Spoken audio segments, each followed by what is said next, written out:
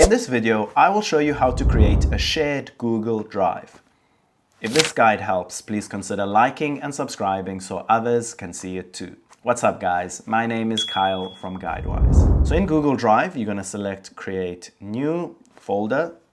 We're going to name this Shared Files. Select Create. You'll now see your shared files. You can then add a Google document for collaboration. So right click and select Google Docs. We're going to name this Shared Information. We then can share it. So we can add people.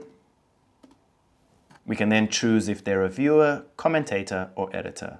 Select Send. And if we go back to our folder in Google Drive, we will see that Google Docs folder in the file. We can also track tasks with Google Sheets by right-clicking, selecting Google Sheet. You can then create columns for tasks, owner, status, or whatever information you need to add.